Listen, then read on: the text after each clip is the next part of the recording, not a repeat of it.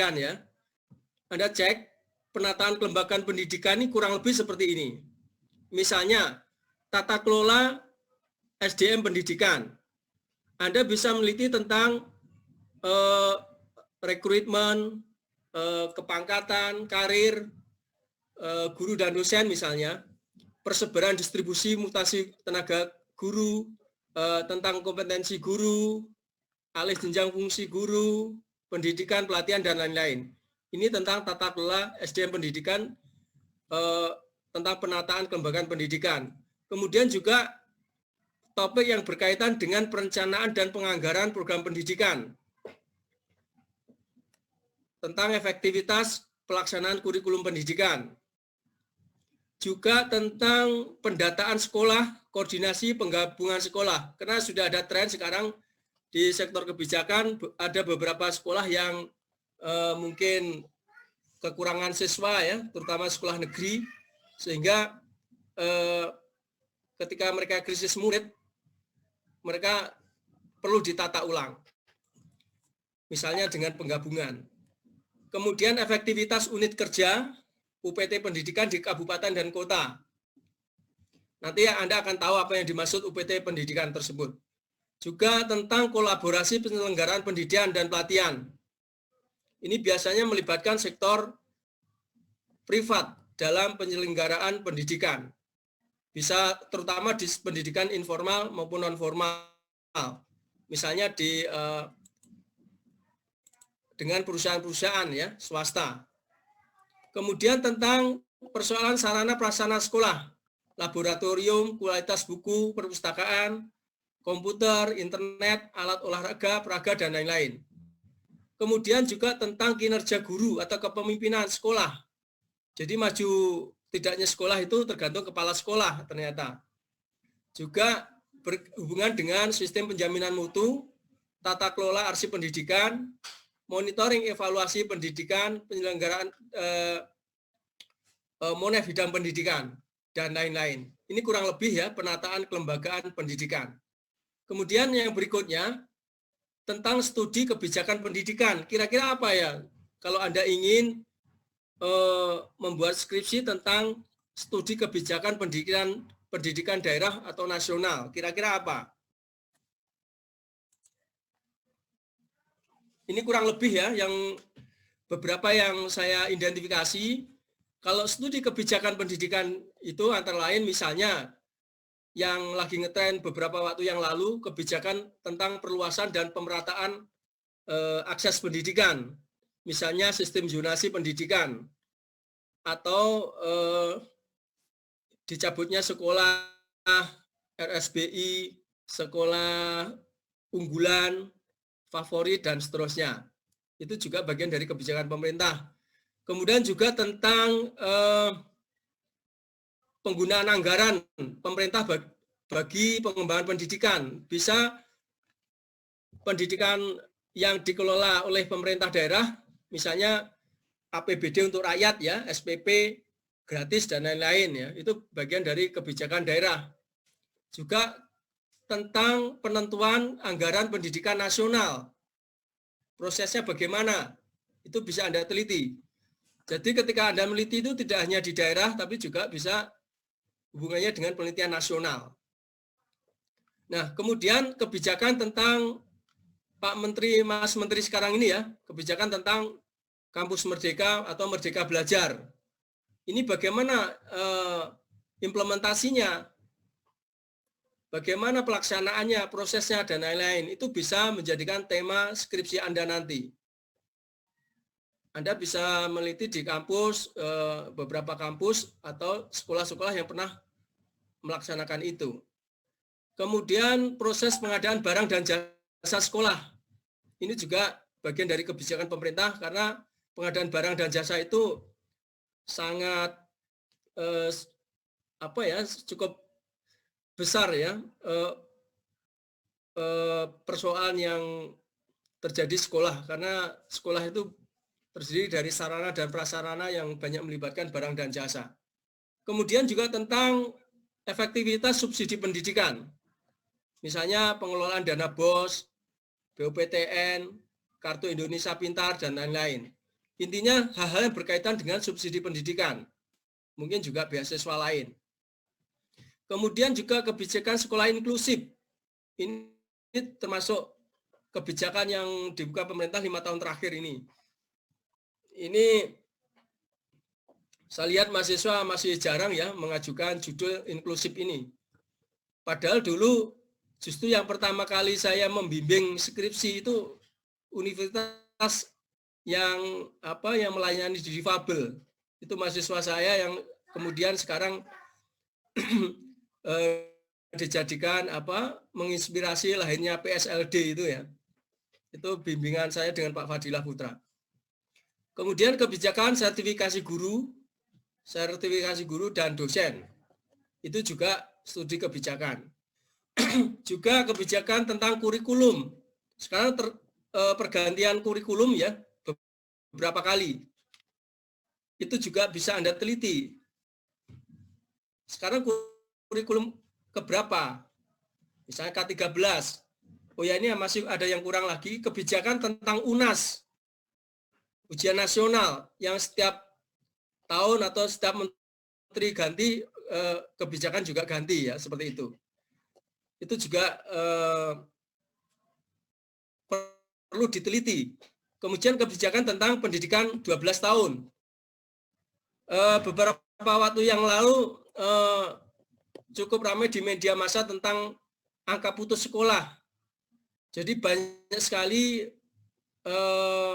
di daerah-daerah itu siswa itu tidak selesai belajarnya. Itu kenapa? Padahal kebijakan pendidikan 12 tahun itu sekarang menjadi perhatian pemerintah. Sekarang partisipasi sekolah itu meningkat, tapi angka putus sekolah juga meningkat. Ini aneh juga ya. Kemarin saya diminta Radio City Guide untuk membahas tentang hal itu. Kemudian tentang evaluasi regulasi atau kebijakan pendidikan. Di mana di Indonesia ini cukup banyak ya kebijakan pendidikan, mungkin ratusan atau bahkan ribuan yang saling tumpang tindih. Ya, Anda bisa meneliti, memilih salah satu kebijakan yang sekiranya layak untuk dijadikan bahan kajian. Ya, seperti itu. Jadi lebih bersifat kebijakan yang bersifat umum, itu bisa. Ingat kita berada di bawah Fakultas Administrasi, jadi pola-pola berpikir kita itu tidak terlalu sektoral ya, atau terkungkung pada sebuah atap sekolahan, tetapi lingkupnya lebih luas lagi. Dalam konteks ini ranah kebijakan. Oke ya, saya lanjut. Ini karena waktunya biar merata ya, memang saya percepat ini. Kemudian berikutnya tentang manajemen pelayanan pendidikan. Ini tadi ya, manajemen pelayanan pendidikan. Sekarang kira-kira tema-tema apa yang bisa kita gali tentang manajemen pelayanan pendidikan? Ya. Oke, saya mulai dari beberapa topik yang bersifat umum. Misalnya ada tren sekolah atau lembaga pendidikan kita itu tidak hanya menekankan pada kemampuan knowledge, tapi juga EQ, SQ, bahkan akreditasi sekolah sekarang meminta adanya 4 pilar pendidikan UNESCO itu diterapkan. Nah, itu bagaimana penerapannya? Kalau Anda tahu 4 pilar pendidikan UNESCO ini misalnya learning to know, learning to do, learning to be, learning to live together, dan seterusnya itu. Itu ada beberapa sekolah yang kepala sekolahnya cukup kreatif ya, mencoba menerapkan beberapa program seperti itu. Itu termasuk bagian dari pelayanan pendidikan.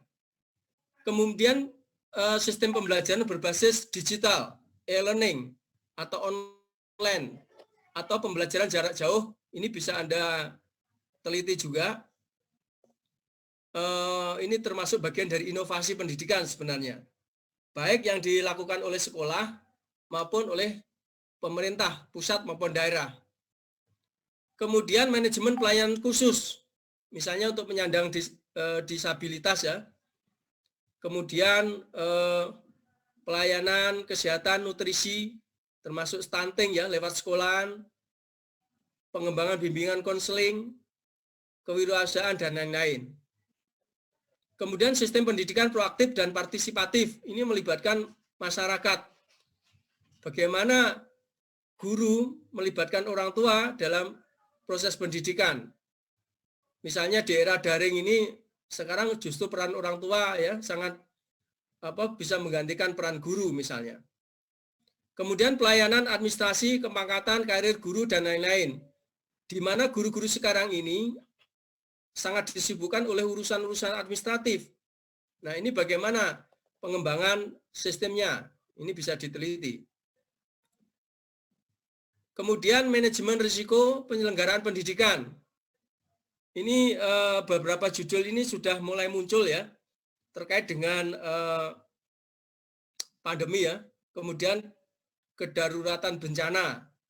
Itu juga perlu diteliti bagaimana sistem pendidikan tetap jalan meskipun terjadi force majeure, itu juga bisa diteliti. Kemudian ini mohon maaf terkopas lagi ya. Kemudian peningkatan mutu lingkungan sekolah.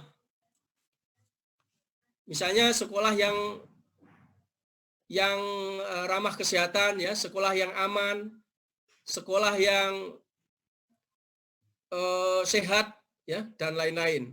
Itu juga dari beberapa topik tentang manajemen pelayanan pendidikan. Nah, dari 3 unggulan tadi Anda bisa menentukan topik masing-masing. Jika Anda memiliki ide atau menemukan program-program yang terkait dengan itu, silahkan ya di luar bidang yang saya sampaikan ini. Nah, ini secara garis besar topik penelitian skripsi itu bagaimana seharusnya. Kembali ke tadi ya, pertama harus mengacu pada tema-tema good governance. Kemudian Anda itu sebagai seorang sarjana ya, yang calon sarjana yang di mana Anda merupakan agen perubahan ya, Anda tuh harus bisa mengikuti isu-isu terkini. Terus tentu saja harus banyak membaca, banyak mengikuti perkembangan, sehingga tahu permasalahan empiris yang terjadi. Maka saya sarankan ketika selama Anda perkuliahan, itu Anda mulai kritis terhadap fenomena-fenomena pendidikan yang ada. Sehingga sejak awal Anda bisa menentukan sebelum semester pengajuan judul, Anda sudah punya gagasan, sudah punya ide untuk membuat judul. Nah, itu penting. Kemudian yang lebih penting lagi di backup oleh literatur atau mata kuliah. Jadi nanti ketika ujian akhir Anda biasanya akan ditanya, teorinya apa? Jadi basis literatur Anda harus kuat. Anda bisa menyusun judul skripsi itu berdasarkan mata kuliah yang tersedia, itu bisa. Jadi mata kuliah apa, Anda tarik kira-kira persoalan yang bisa dijadikan skripsi apa.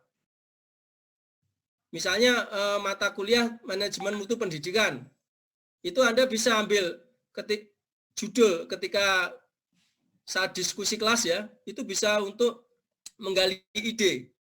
Kira-kira, oh ada judul seperti ini, nanti akan saya kembangkan.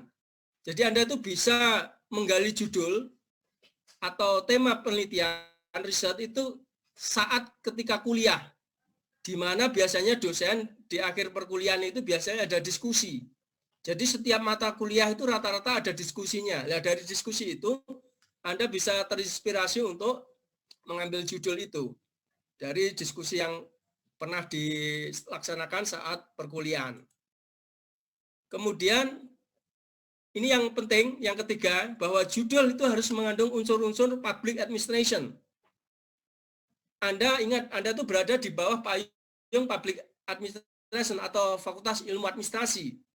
Jadi ada unsur-unsur yang lebih bersifat luas, publik. Jadi skripsi Anda itu bisa ditransfer, diadopsi untuk kepentingan publik. Ya, meskipun itu metode pembelajaran dikembangkan guru, tapi setidaknya itu harus mengandung unsur-unsur public administration. Dan nanti akan saya jelaskan supaya nyantol ke public administration itu bagaimana caranya, itu nanti ada penjelasannya. Nah ini, pertama yang paling penting itu harus ada cantolan kelembagaannya. Ya, misalnya ada lembaga dinas pemerintah. Saya selalu meng-ACC judul skripsi yang di dalamnya nanti memiliki keterkaitan dengan kelembagaan atau kedinasan pemerintah, baik pemerintah lokal, daerah maupun pemerintah pusat. Saya cenderung akan memberi ACC judul-judul skripsi yang sekiranya itu akan memiliki keterkaitan dengan lembaga pemerintah. Dalam hal ini misalnya Dinas Pendidikan, Kementerian Kebudayaan dan Pendidikan. Ya. Jadi tidak berhenti pada satu sekolah, tapi ada unsur-unsur public administration di situ yang dicirikan dengan adanya kelembagaan pemerintah. Kemudian temuan penelitian itu juga harus memberi kontribusi praktis dan ilmiah. Ya, tentu saja ya saya kira. Nanti di skripsi itu lihat Anda di proposal selalu ada kontribusi praktis dan ilmiah. Kemudian juga mengacu pada pedoman yang sudah dibuat oleh jurusan. Jadi mohon ketika menyusun skripsi, Anda lebih memahami dulu bagaimana cara membuat proposal. Proposal itu apa sih? Karya tulis yang terdiri minimal 3 bab ya. Bab pendahuluan, kemudian studi kepustakaan, atau landasan teorinya ya. Kemudian yang ketiga itu adalah metodenya. Nah itu minimal Anda mengacu pada pedoman. Nah ini yang terakhir, bahwa substansi karya ilmiah di program studi pendidikan, Anda tidak berhenti pada case yang Anda teliti. Case ini hanyalah bagian dari ibaratnya simulasinya saja atau kasus-kasus yang bersifat terbatas. Tapi yang lebih penting lagi adalah bahwa dalam karya mahasiswa administrasi pendidikan itu harus mengandung unsur-unsur yang disebut program atau kebijakan pemerintah. Kemudian di dalamnya itu ada lembaga pemerintah, dinas atau birokrasi. Jadi kurang lebih seperti itu. Nah, contohnya begini. Ketika pemerintah mengeluarkan kebijakan tentang dana BOS misalnya, itu Anda tidak berhenti kepada bagaimana kepala sekolah mengelola dana BOS, tetapi juga bagaimana dinas itu ikut memantau dana BOS, kemudian ketika ada temuan di lapangan, Anda juga bisa mampu merekomendasi kepada pemerintah bagaimana dana BOS itu supaya efektif, termasuk sertifikasi guru dan lain-lain. Jadi Anda itu memberikan warna kepada kebijakan pendidikan. Jadi memperbaiki kebijakan itu berdasarkan pendekatan ilmu administrasi, bukan pendekatan manajemen pendidikan semata, bukan dalam konteks hanya menyelesaikan urusan-urusan di sekolah. Tapi dalam hal ini menyelesaikan urusan sekolah dengan pendekatan yang lebih bersifat public administration, begitu. Jadi Anda itu bukan, mohon maaf ya, bukan calon guru atau calon kepala sekolah, tetapi calon birokrat-birokrat yang memahami persoalan pendidikan kita sehingga produk-produk dari kebijakan kita itu nanti akan bisa memperbaiki tata kelola pendidikan kita atau good governance di dalam pendidikan kita. Kurang lebih seperti itu. Jadi sekali lagi saya sampaikan bahwa judul yang penting Anda sampaikan, Anda ajukan nanti minimal harus ada program kebijakan, kemudian mengandung unsur-unsur kelembagaan pendidikan, dinas atau birokrasi. Tidak boleh hanya case-nya saja. Nah, di latar belakang itu mohon disampaikan tentang konsep public administration dalam memandang persoalan pendidikan. itu juga perlu disampaikan. Ini ya teman-teman mahasiswa semuanya yang mungkin perlu Anda pahami bahwa yang kami sampaikan ini sekali lagi tidak mengikat Anda, tetapi paling tidak membuka ya wawasan, menginspirasi Anda mengikuti alur atau pola-pola judul skripsi yang saya kira memiliki pola yang jelas seperti itu. Dan mungkin kasusnya berbeda. Ya, saya mohon bahwa Anda sekali lagi tidak melupakan ranah public administration-nya itu. Ini beberapa kali saya sampaikan kepada Anda karena ketika ujian skripsi yang menguji Anda itu bukan saya, tetapi justru dosen administrasi publik yang di dalamnya justru mempertanyakan lebih lanjut ya, lebih dalam tentang persoalan public administration. Saya kira itu dari saya, kurang lebihnya mohon maaf, dan tentu saja yang paling penting lagi dalam mengerjakan skripsi itu Anda harus semangat, banyak berdoa ya, terus bermental baja ya, ketika bimbingan misalnya dosen Anda marah, bahkan skripsi pun dicoret-coret, Anda harus memaklumi bahwa itulah proses pendidikan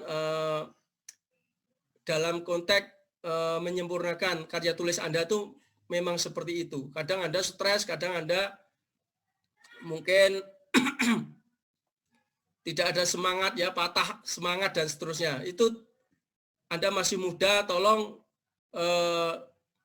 tidak mudah putus asa. Dan salah satu komunikasi yang baik dengan dosen pembimbing saya kira jangan hanya lewat WA saja. Karena seperti saya, contohnya saya saja ya. Saya itu kalau di WA, saya mau komentar banyak itu nggak bisa. Nggak mungkin saya harus menulis banyak sekali. Mungkin Anda WA bolehlah pertama untuk mengawali, setelah itu Anda boleh telepon. Jangan sungkan-sungkan telepon langsung kepada dosen pembimbing. Ya. Tapi jangan tergantung pada WA. Ada mahasiswa yang sampai sekarang itu hanya WA saja dan tidak saya jawab, dan sampai sekarang pun tidak lanjut lagi bimbingannya. Jadi seolah-olah pembimbingan itu hanya lewat WA saja. Padahal saya bingung mau menjelaskan panjang lebar lewat WA itu nggak bisa. Saya mohon dia nelpon pun tidak berani nelpon dan seterusnya. Jadi gunakan komunikasi sebaik-baiknya. Saya kira itu, terima kasih. Saya kembalikan ke Pak Bayu. Assalamualaikum warahmatullahi wabarakatuh. Waalaikumsalam warahmatullahi wabarakatuh.